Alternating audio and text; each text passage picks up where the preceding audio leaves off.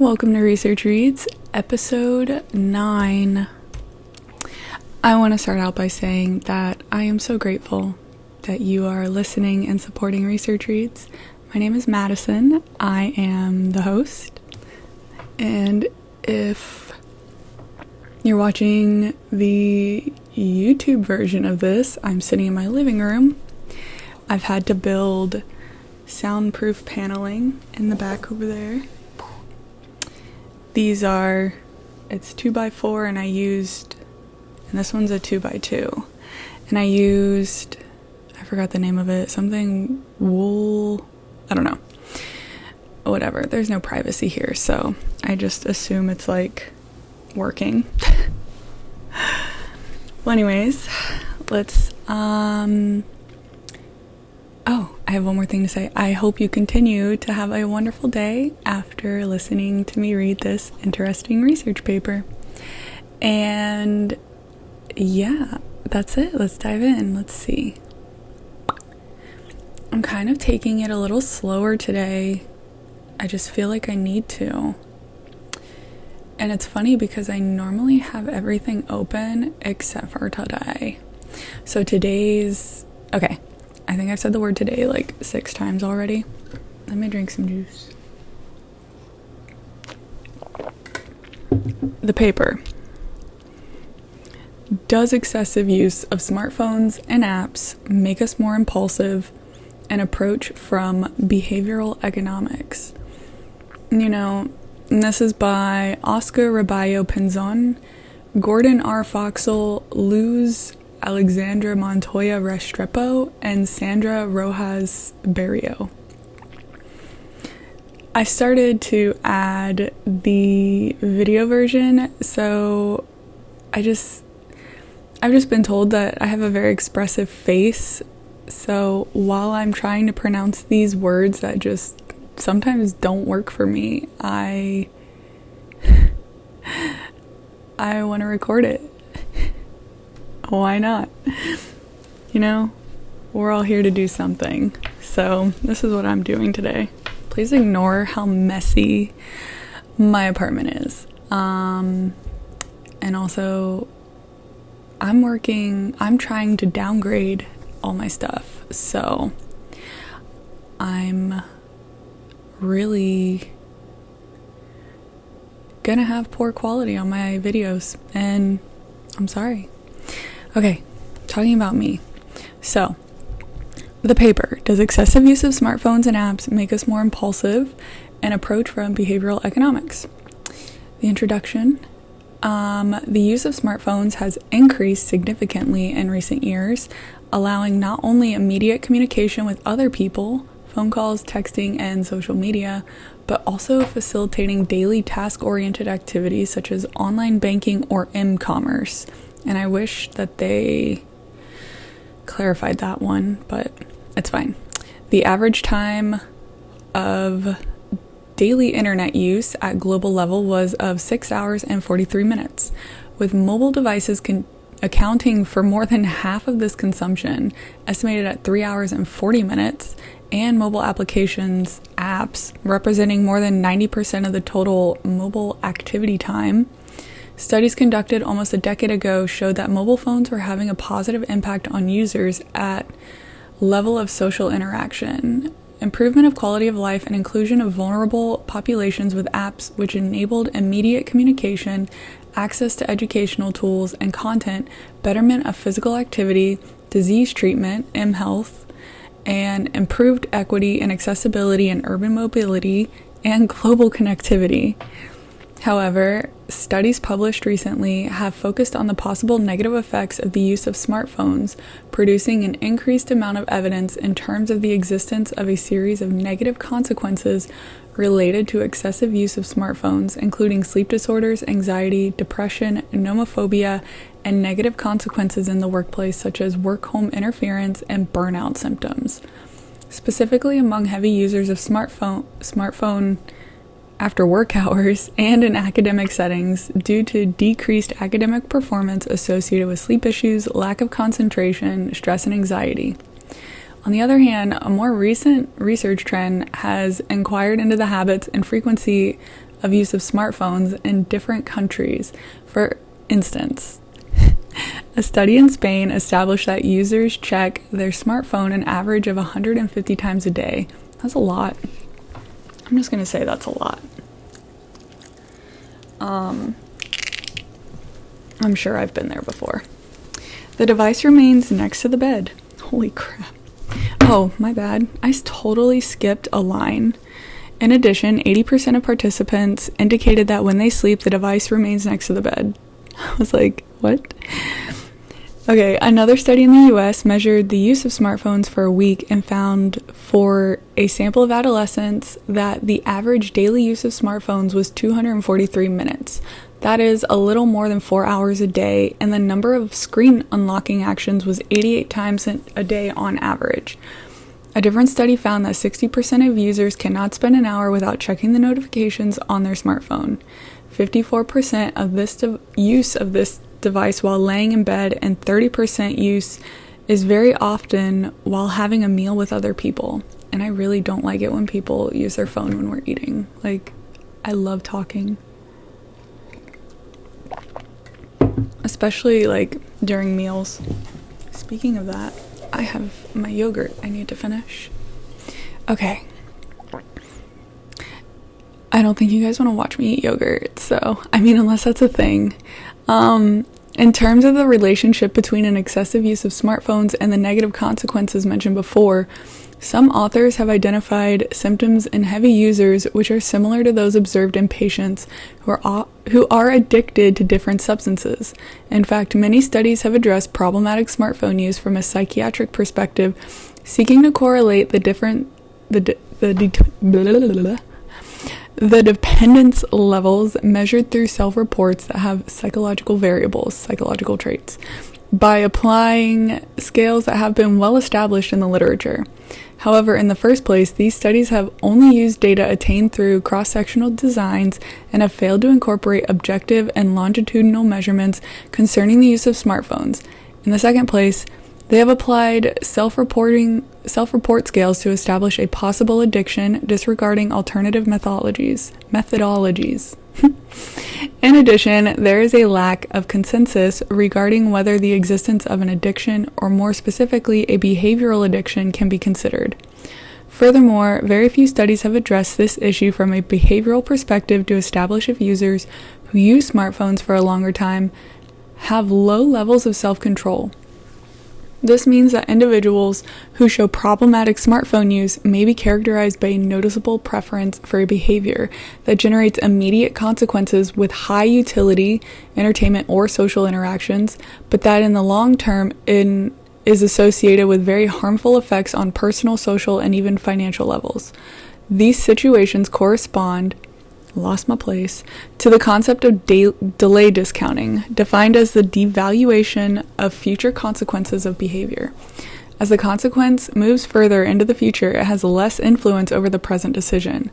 The changes that occur in the subjective value of the alternatives at different moments of time are known as intertemporal choices. Through this process, a subjective value of the reward is established, combining its magnitude and the delay with which it will be delivered.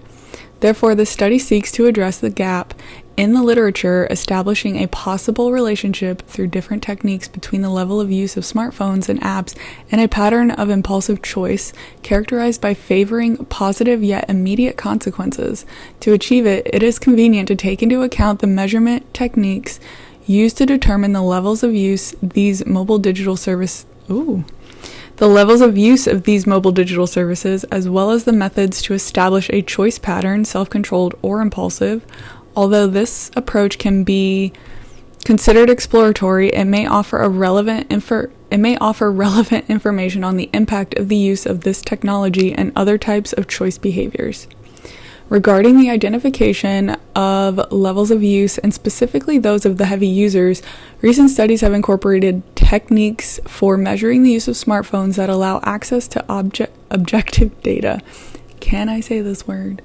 From the use of apps designed to measure the device's usage time to apps that count the number of screen unlocking actions occurring during the day. This type of measurement has been suggested as an alternative for comparing results with those of previous cross-sectional studies.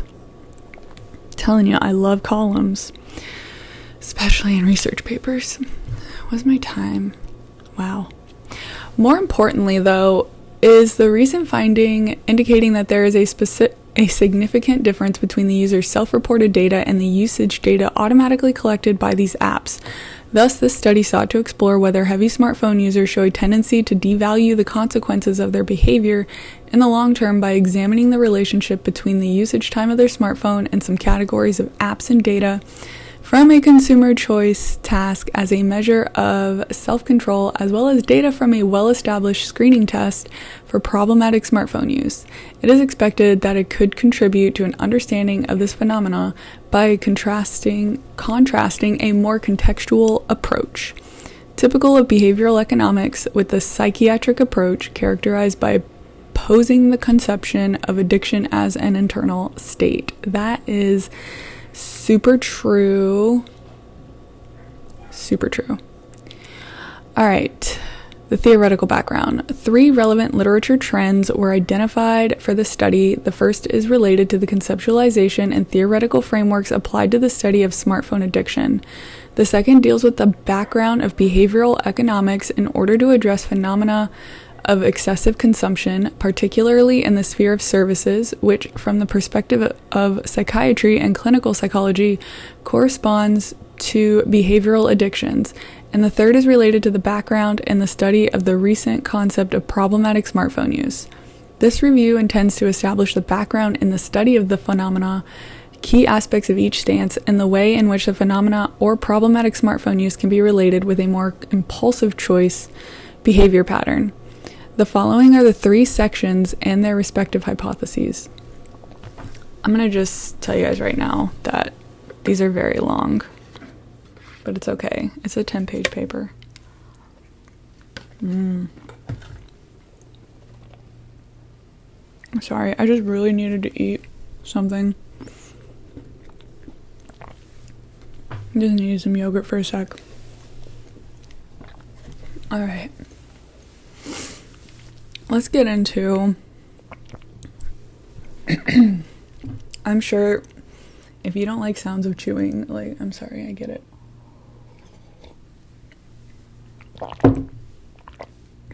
Unless you're into that. All right. Conceptualization and theoretical frameworks applied to the study of smartphone addiction.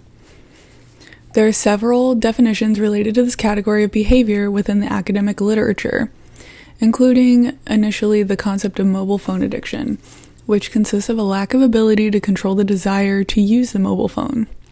Subsequently, the concept rapidly evolved towards smartphone addiction, which is defined as the inability to control the impulse to excessively use the smartphone, with consequent negative results for the user's quality of life. More recently, the term problematic mobile phone use, PMPU, emerged to account for this phenomena. However, the definition does not differ much from that previously provided for mobile phone addiction. So problematic use has been defined as the inability to regulate the use of the mobile phone, which generates negative consequences in the daily life of the individual. Despite the variability in the phenomana's characterization, some studies provide a theoretical foundation for the possible addiction to the smartphone.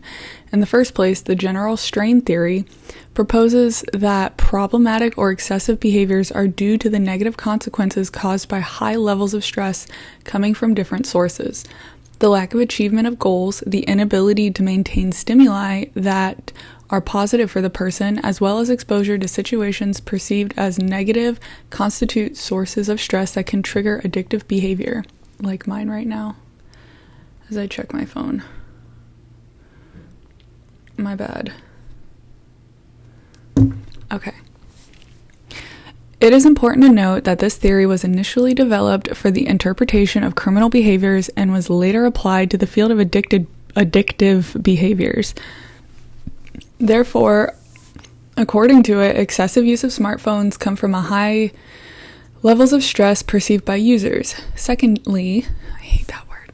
Secondly, the relationship between self-control and smartphone addiction has been proposed as a theoretical possibility in this field. Specifically, the theory of self-regulation states that the lack of self-regulation in the use of smartphones is due to low self-control, which makes users unable to counteract the craving to interact with the device, which, by the way, is almost always available to be used.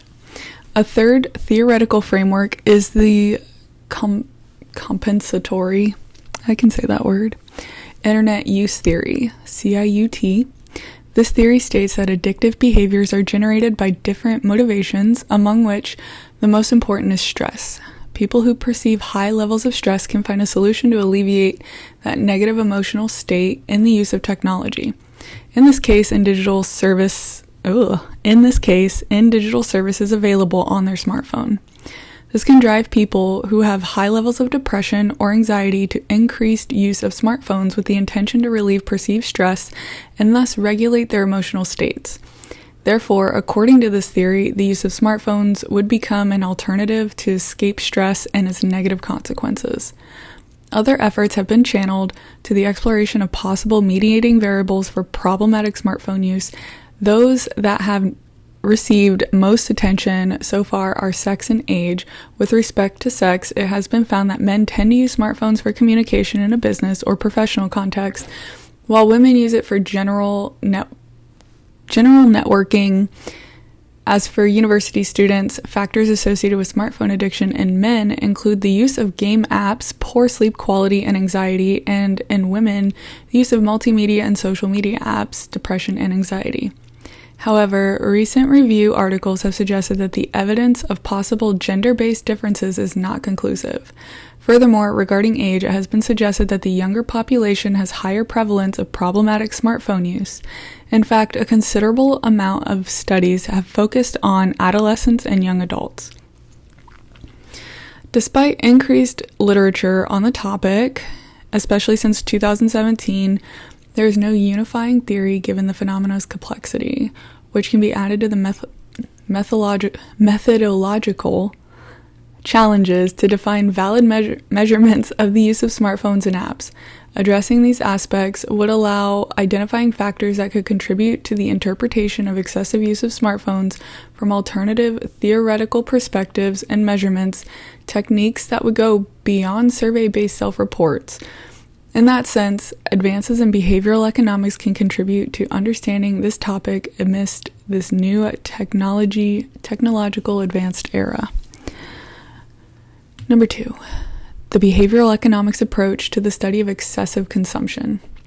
The behavioral economics approach considers addiction or dependence as a pattern of choosing one behavior over others available at a time in a particular context, so that it is possible to influence it through rewards and costs associated with each behavior alternative.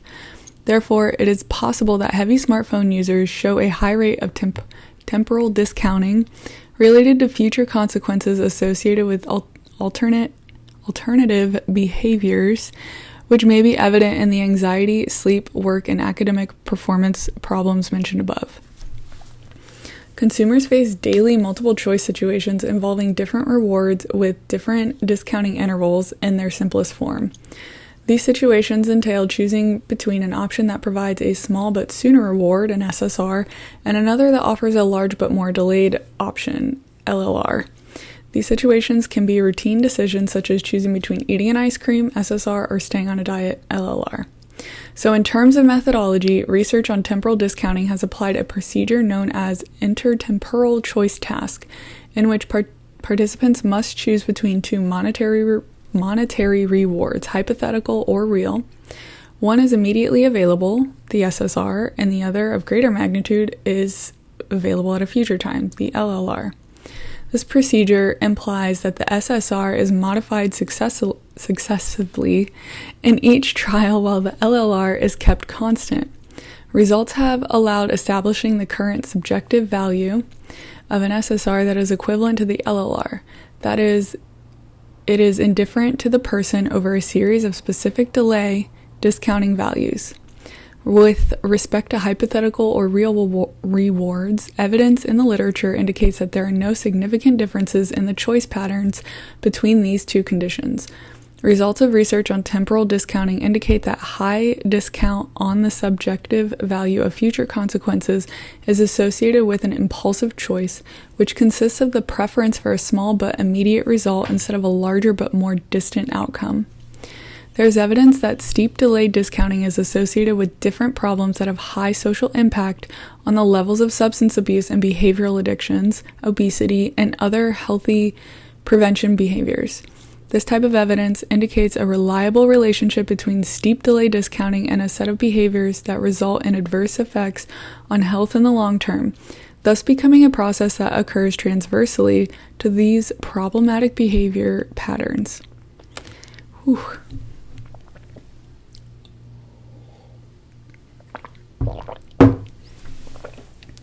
Okay. However, another behavioral trend, known as preference reversal, occurs along with temporal discounting. The two are closely related yet not identical. Preference reversal corresponds to the choice of the alternative that offers an immediate reward, reflecting rejection of the waiting time for the option that provides a bigger reward, but one that is distant in time, while steep discounting implies an abrupt reduction of the subjective value of the LLR because it will not be available for a considerable time. Therefore, it is relevant to establish whether the usage time of smartphones and apps may be related to more impulsive choice behaviors, given that frequent use of devices may favor a pattern of behaviors that values the immediate experience of access to information, entertainment, or socialization provided by apps to the detriment of other behaviors that offer greater long-term benefits. Therefore, we hypothesize that as the usage of time of smartphones and apps increases, users will present greater impulsiveness in the intertemporal choice task. And then where's the other hypothesis? As the usage of time of smartphones and apps increases, dependence on smartphones will become greater. And then the third one, as the dependence on smartphones becomes greater, the impulsiveness in the choice situation will become greater. Okay. Research methodology. Okay. We can do that too. This study adopted a pragmatic, deductive, and quantitative approach, applying a cross-sectional survey design and a longitudinal measurement based on real-use data for both smartphones and apps.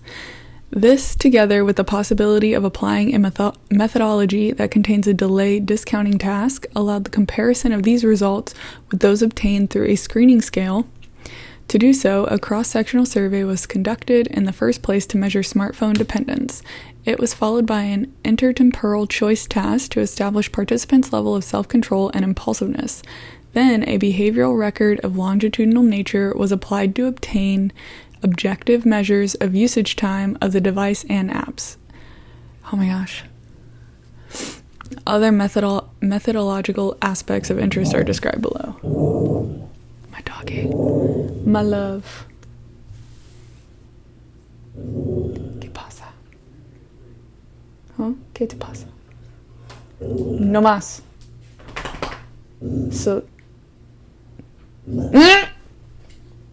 Silencio. Te amo. Okay.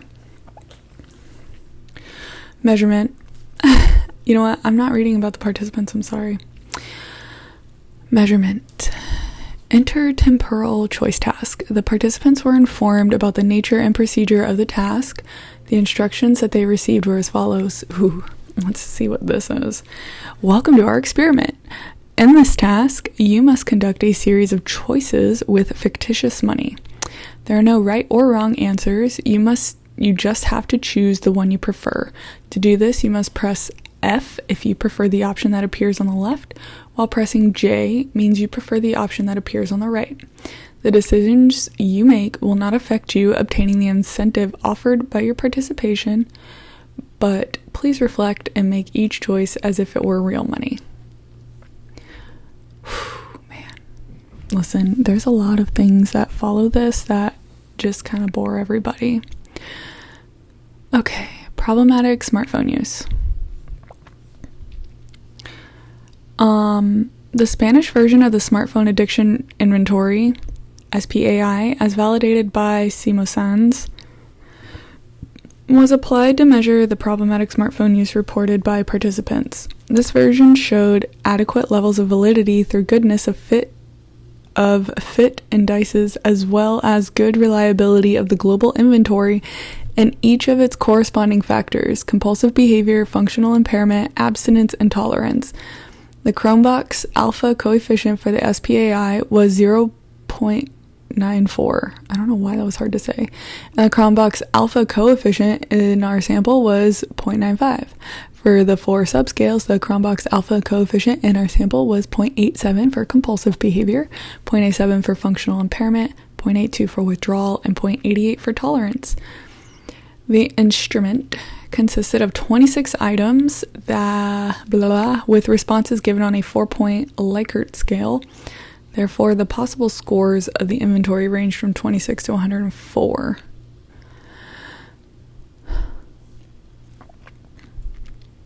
You know, I've already read this, but I just let's see. Measurement of smartphone and app usage time. The Stay Free app was available on Android. It was applied. That's where they used it. This app measures daily usage time of installed apps and total smartphone usage time. It also generates valid measurements regarding the use of smartphones, just like the other apps used in similar studies. And then they list a bunch of studies. Stay Free registers the usage time for which the screen is active in each app. Each participant received personalized support for installing the app and information about how it operates in the device. Participants were told that the period of measurement would be of 4 weeks, thus doubling the period of measurement used by Wilcoxon. Moreover, they received a demonstration on how to generate the report on the device's use, which is a file in Microsoft Excel. The process had to be conducted once a week, and the initial measurement day was the day after the app was installed. Follow-up emails were sent on a weekly basis with a lot of reports.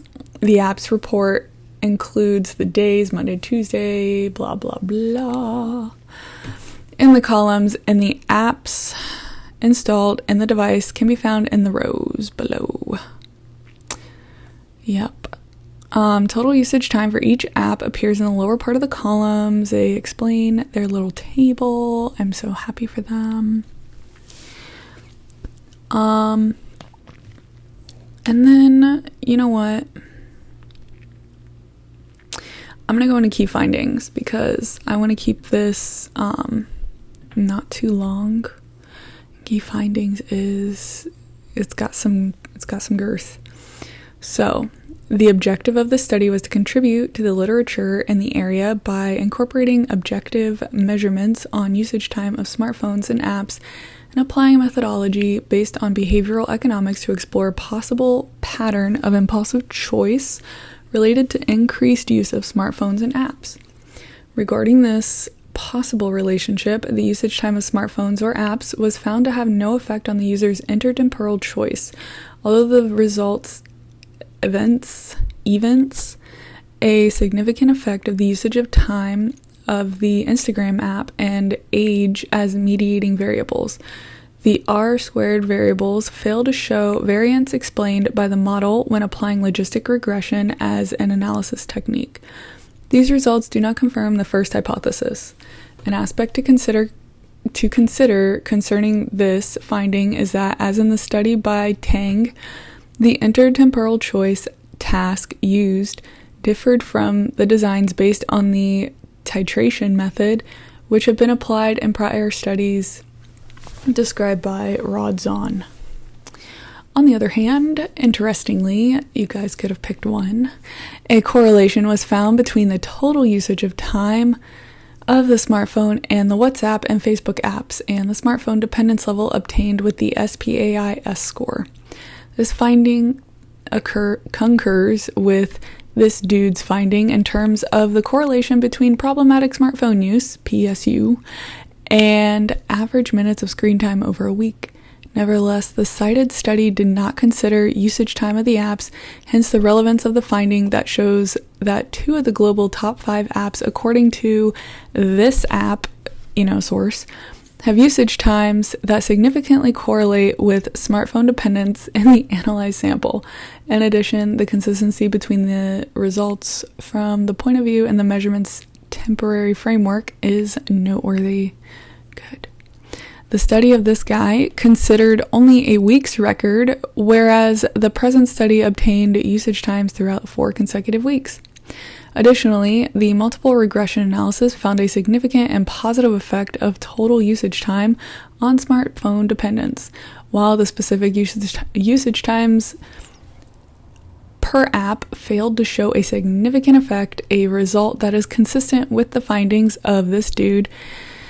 This leads to the interpretation that smartphone dependence does not rely on the use of any particular app. Although 2 of the apps showed significant bivariate correlations, you did not need to put that in parentheses, but that the joint usage of the apps as a whole seems to have an effect on users' reported dependence. These findings confirm the second hypothesis. Moreover, was it interesting? Smartphone dependence had a significant and positive effect on the average of impulsive choice behavior, SSR. This result is similar to that of this guy, although these authors performed a Pearson correlation of the scores obtained using the SPAI and BIS scales. The latter, named the Barat Impulsiveness Scale, intends to measure a general impulsiveness trait and is made up of 30 items. They found a positive relationship with this equation, with an explained variance value that nears the obtained by this study with another equation, indicating that the higher the reported level of dependence, the larger the percentage of impulsive choices.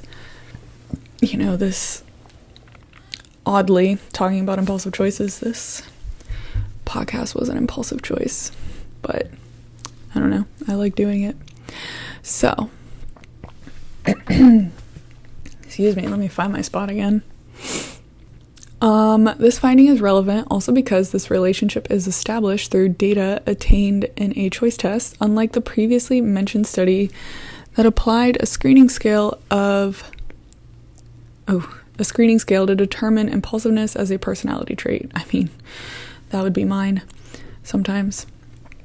This opens the possibility to continue exploring the relationship between the use of mobile services and a choice pattern based on the concept of temporal discounting from the perspective of behavioral economics. On the other hand, in terms of variables of gender and age, no significant differences were found between men and women. And although a positive relationship was initially found between age and a more self-controlled choice pattern, statistical hypothesis testing was not significant. Regarding other scales and the questionnaire on nomophobia, in particular, similarities are observed in the factors of not being able to communicate and losing connectedness of the NMP-Q and the functional impairment factor of the SPAI, as both cases events impact on social and familial life, and even academic or work performance. Oh my gosh.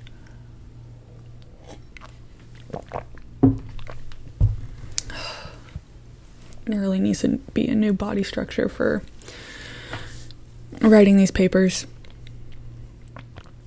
All right.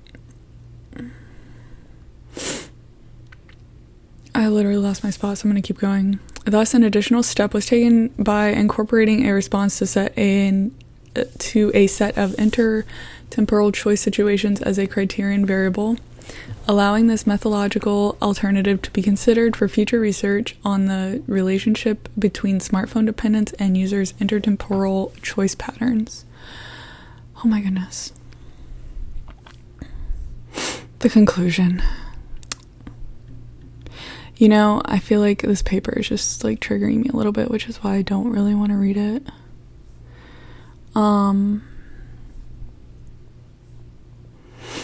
Yeah. All right, conclusion. The overall aim of this study was to investigate a possible relationship between the level of use of smartphones and apps and a pattern of impulsive choice, characterized by favoring positive yet immediate consequences regarding this possible relationship. The usage time of smartphones or apps was found to have no effect on the user's intertemporal choice. On the other hand, a correlation was found between the total usage time of the smartphone and the WhatsApp and Facebook apps, and the smartphone dependence level obtained by the SPAIS score. This result provides preliminary evidence as to what type of apps can be related to higher levels of dependency from objective measures of time of use. Additionally, smartphone dependence had a significant and positive effect on the average of impulsive choice behavior, SSR. This is relevant because this relationship is established through data obtained in a choice test, unlike previous studies that applied screening scales to determine impulsiveness as a personality trait. This opens the possibility to continue exploring the relationship between the use of mobile services and a choice pattern based on the concept of temporal discounting from the perspective of behavioral economics. Finally, the study of the relationship between the use of smartphones and other choice behaviors must include contextual factors and different types of uses and benefits for consumers derived from mobile apps. And oh my gosh, that's the end of it. So thank you for listening to Research Reads. I will be posting daily. Don't forget to follow now on YouTube, Spotify, Anchor, oh my gosh, SoundCloud, so many places, and please spread the word with your family and friends. On Spotify, I have opened the voice messages, so you can leave a comment. Also we're on Google Podcast. It's just me. I don't know why we say we. It's just me and T. And all show notes are located on researchreads.com. You should go there. It took me a long time to build it. You should just visit my website just for shits and giggles because it took a long time to make it. And if you would like me to read your research paper, or you have a topic that you want me to research, send me an email at readingresearch2u@gmail.com.